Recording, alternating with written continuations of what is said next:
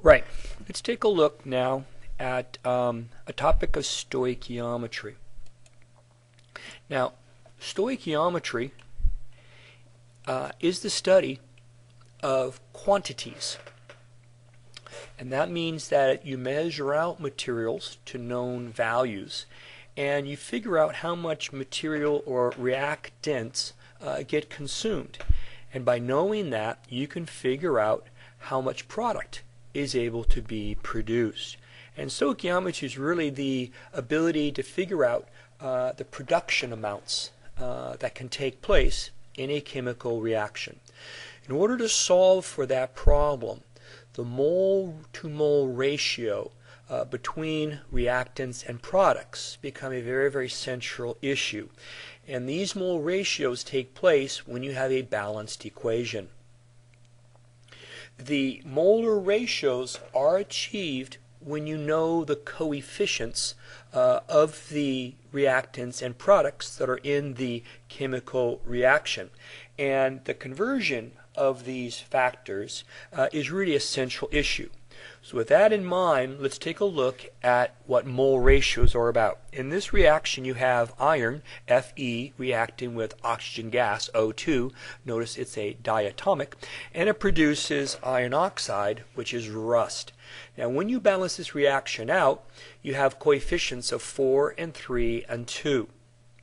And what that means is for every 4 iron atoms, you will consume 3 oxygen molecules, O2s, and it will produce 2 iron oxide molecules.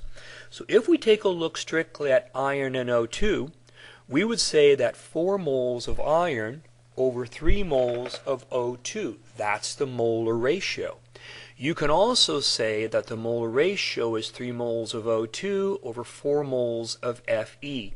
Either relationship means the same thing, although it's going to be very important as to which one you use. Moving on, if you take the ratio between the iron and the iron oxide, you get 4 moles of iron to 2 moles of iron oxide, or you can flip it and show the ratios another way. Now, interesting enough, of course, you can have the other reactant, O2, can have its own molar ratio, 3 over 2 or 2 over 3. So these are your molar ratios of a balanced chemical reaction. And again, this is not stoichiometry in its entirety. This is just part of the process. Now let's run some calculations that actually use these ratios. For example, we ask the question, how many moles of iron oxide are produced when I have 8 moles of iron to react with? Now, to take that approach, the answer is we've got 4 moles of iron oxide. How do we get there? Well, we start with the molar ratio. We write down 4 moles of iron over 2 moles of iron oxide. But wait, we could have written it as 2 moles of iron oxide over 4 moles of iron. Just flip the ratio. Which one is it? Well, we will use dimensional analysis. To begin with, we take 8 moles of iron, and we want to get to moles of iron oxide. So do we work with 2 moles of FeO3 over 4 moles of Fe? And the answer is yes, that's the one to work with. How did you know? And the answer is because our units are able to cancel. If you have moles of Fe on top, you have moles of Fe in the bottom, you can cancel those units, and therefore we want to have the ratio be 2 moles of iron oxide over 4 moles of iron because we can create cancellations. When you do that, you multiply all the numerators, which in this case gives you 16, over the denominators, which is 4, and that gives you 4 moles of iron oxide. That's the answer. So go back to it. How many moles of iron oxide can we produce? If we've got 8 moles of iron, the answer is 4 moles. Let's do another example. How many moles of iron are required to react with 12 moles of O2? Well, the answer is going to be 16 moles of iron. How do we get there? Well, we know the molar ratio is 4 moles of iron over 3 moles of O2. You could have written it as 3 moles O2 over 4 moles of iron. Which molar ratio version are we going to use? Well, let's use dimensional analysis. We start with 12 moles of O2. Again, always write down the number that you are given in the question. We're headed to moles of iron. So here we go.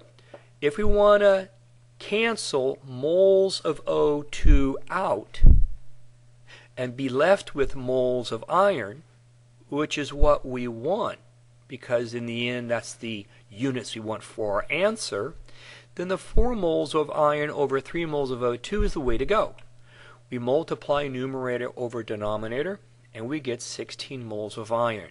And so that is the answer we would need to have in terms of iron. Finally, how many moles of iron oxide are produced with 0.65 moles of O2 reacting? And the answer is going to be 0.43 moles of iron oxide. How do we get there? Well, we've got these two ratios. We got moles of O2 over moles of iron oxide, or we can flip it. How to solve? We put the number down we are given. We're headed towards moles of iron oxide. We take 2 moles of iron oxide over 3 moles of O2. That's the ratio we want because we can cancel our mole of oxygen's values. And we get 0.43 moles of the iron oxide. So notice these are all dealing with molar ratios.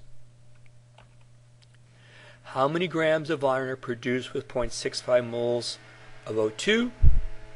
So now this is interesting. We're asking for how many grams. Not how many moles, but how many grams. The issue of ratio still comes up. We know that 2 moles of iron oxide has the same ratio as 3 moles of O2. Notice this is a mole ratio.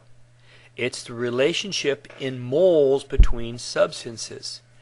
However, we do need to take moles for only the one substance. What does that mean?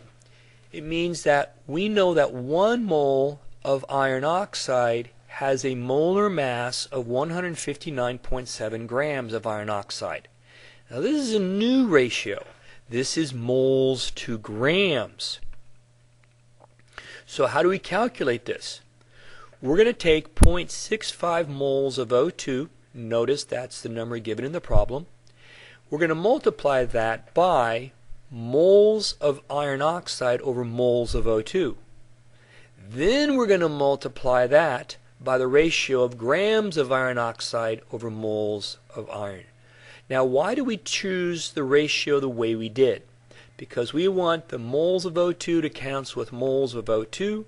We want the moles of iron oxide to cancel with moles of iron oxide. And when you do that, you are left with grams of iron oxide. And of course that's what we're seeking.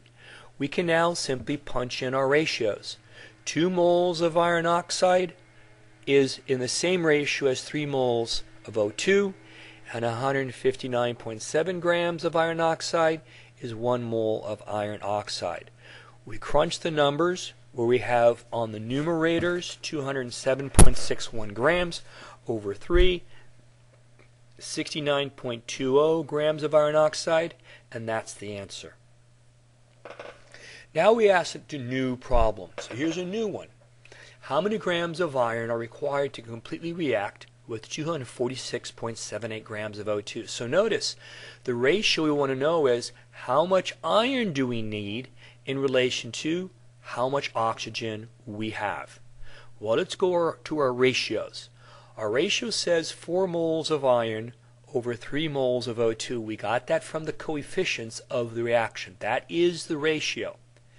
We also know that 32 grams of O2 is 1 mole of O2. That's based upon the molar masses. And of course you know that 55.85 grams of iron is the same as 1 mole of iron.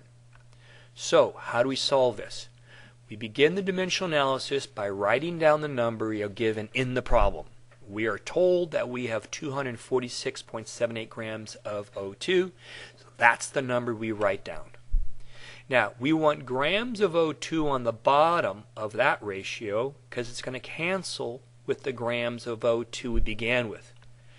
We then want to get rid of the moles of O2 on the top by putting moles of O2 on the bottom. And we get rid of moles of iron on top by putting moles of iron on the bottom. We cancel, cancel, cancel, cancel. Brilliant. Now we have grams of iron, which of course is the question we were asking. Let's put in our numbers. 32 grams of O2 gas is 1 mole of O2. 3 moles of O2 gas is 4 moles of iron.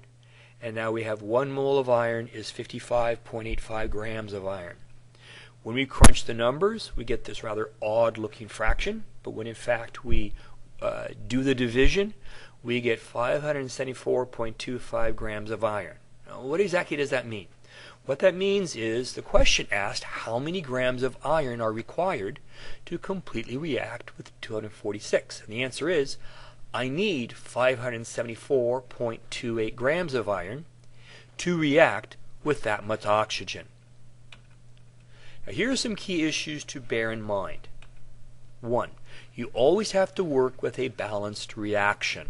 You have to balance the reaction before you do anything. You cannot say grams of A and indicate how it relates of grams of B. That's not a legitimate approach. Instead, you must convert grams of a compound into moles of a compound. To do that, you work with molar masses. Next, you have to read the coefficients and deal with ratios.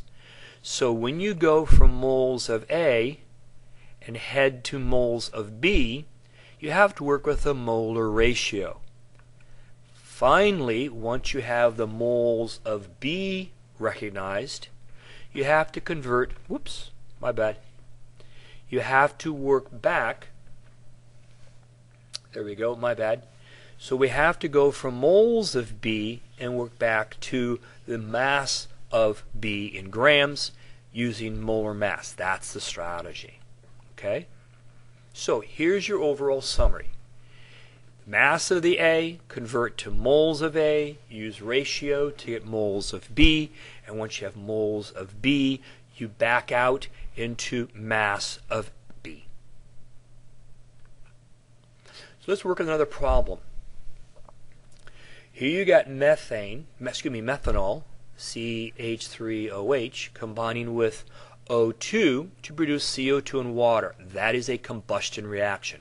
How do you know? Oxygen was involved, CO2 and water got produced. Now the question is, what is the mass of water produced? Well, we begin with the number given. You are given 64 grams of methanol, CH3OH. Because we want to get rid of the grams of CH3OH, we put the molar mass with grams on the bottom and moles of methanol on top.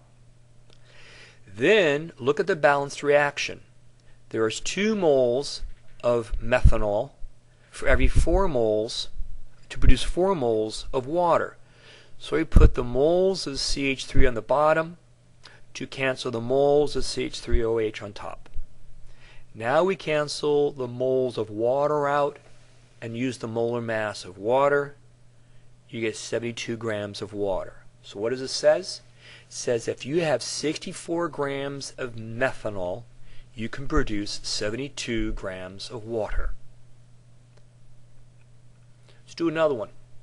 Acetylene gas. That burns very, very hot and is used as a blowtorch. So here's the full one already built. You start with 75 grams of CO2. You run through the cancellation. So you notice grams of CO2 cancel with grams of CO2 in the bottom, moles of CO2 on top cancel with moles of CO2 in the bottom, etc. And you'll get 22.18 grams. So that's the stoichiometry of that problem. And that's really funky looking tower.